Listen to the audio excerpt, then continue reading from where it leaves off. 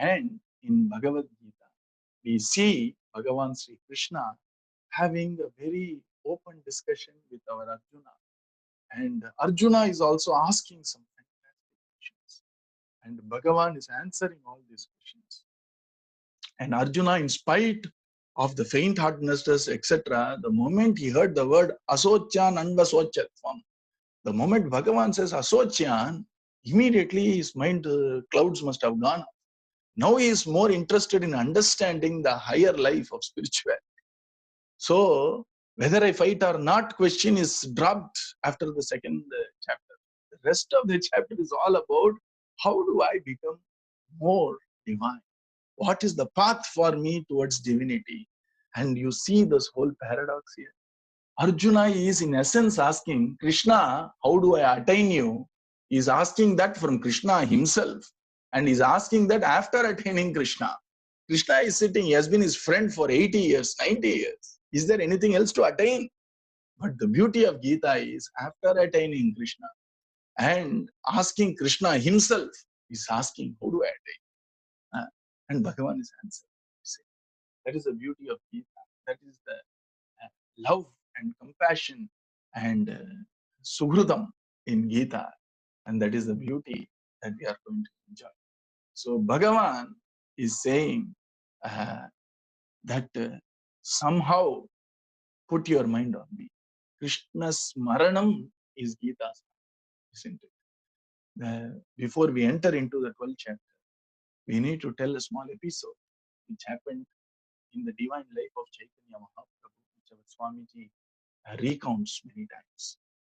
Our Chaitanya Mahaprabhu has come to Srirangam. It's a divine town of Ranganatha Swami near Trichy, in Tamil Nadu, about 500 years back. There was a youngster in Srirangam who loved Gita. You see, he loved Gita. But he was not a Sanskrit Pandit. And so he didn't know how to do the separation of words properly. Padachedam. He didn't know how to split compound words. Sandhi, Samasamam, and so, yet he loved Gita. So he used to Dharma, Kshetre, Kuru, Kshetre, used to chant like that. And the people around who were Pandits were very upset. Obviously, when somebody is a very good singer and somebody sings Karahara Priya without proper tone, etc., and without proper grammar of music, it's natural for normal people to be upset, though it's not the way compassionate people will live. But those Pandits started telling him, you don't read Gita, first learn Sanskritam, then read Gita. Why are you doing this? The person thought, okay, if I'm upsetting these people, maybe I should do that. And he stopped for a little while. But then, love for Gita is love for Gita. Though he put his bunch of palm leaves of reading Gita up in the attic, again he had this little bit of a tendency, let me read it today. So he took out that bunch and started again reading. And slowly he started reading softly, but as time progressed, he forgot himself and started reading it aloud. And again these people came, and this time they started cursing him. If you are reading Gita like that, your tongue will go west, and you will lose your eyesight. He could not bear to listen to others. They were all Pandits. So he decided, neither can I read Gita here, nor can I refrain from reading Bhagavad Gita. Let me get away from all these people. He crossed the river Kaveri, went to a very dense jungle there, wilderness there.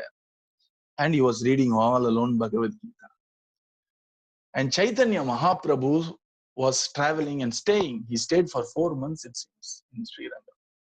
And Mahaprabhu likes to be alone, solitude. So he also crossed Kaveri, and he was moving around in that forest, singing the lovely names of Bhagavan Sri Krishna, shedding tears of joy, remembering Krishna Prema, being in the state of Krishna Prema. At that point of time, when Mahaprabhu was moving around, he heard somebody chant Gita in a dense jungle. So Mahaprabhu thought, who is reading something which appears like Gita in the dense jungle? And slowly Mahaprabhu went close to that person. And that person was shedding tears. And he was reading the way he knows Gita. And then slowly he saw two lotuses appear before him, lotus feet of Mahaprabhu. Slowly he raised his eyes and he saw orange ochre robes of a sannyasi. He became terrified because normal grahasthas, the normal householders with white dhoti themselves are shouting like that.